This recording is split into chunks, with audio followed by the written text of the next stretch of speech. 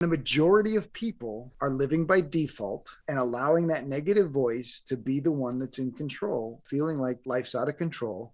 I have to do all the things my boss tells me to do. I have to do all the things my wife tells me to do. I have to do all the things my HOA tells me to do. I have to do all the things my government tells me to do. I have to do all the things that are just required for Yeah. me to just get up and survive on a daily basis. And they're miserable. But there's another side where you get to choose and you get to wake up every day and you choose joy. But in the choice is so much power and freedom that it alleviates some of the misery that's on that other side that feels so out of control. Mm. So let me back up to this idea that the negative voice is not you.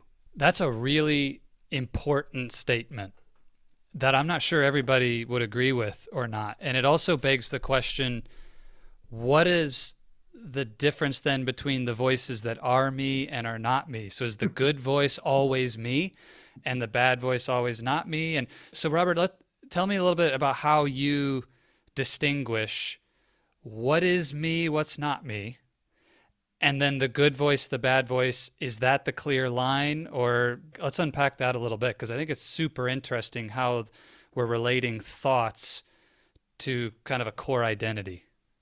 Absolutely. Well, and I think the negative voice does become you if you allow it to. Hmm. So I can't say whether the negative voice is somebody else or not wholly, because they become what they believe. They become the stories they tell themselves.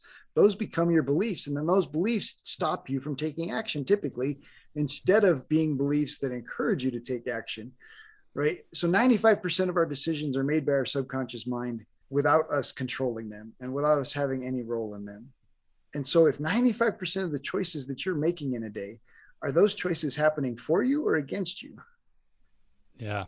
And the majority of people aren't taking control of those. They're not Right. intentional in their living. And then they feel like their life's totally out of control, because guess what? It is. There's some grain of truth in that, because their life's totally out of control. So this idea of adopting the negative voice as a core belief, whether it's you just repeated it enough times that it becomes something you believe by default, to your point, or maybe it's even a conscious decision to buy into that negative voice. Is that the core concept that you would say that separates what is me from what is not me? That taking it on as something that I deeply believe or is a conviction now, whether that's conscious or subconscious? Absolutely. I think our beliefs are at the foundation of everything, and our beliefs are based on the stories we tell ourselves. And the only way to change our beliefs is to change our stories and change our actions. The way we program our subconscious mind is through repetition and action. So if you want to change a habit, you want to become a runner. Well, guess what you need to do? You got to start telling yourself, "Hey, I'm a pretty good runner." But you got to start putting on running shoes at some point.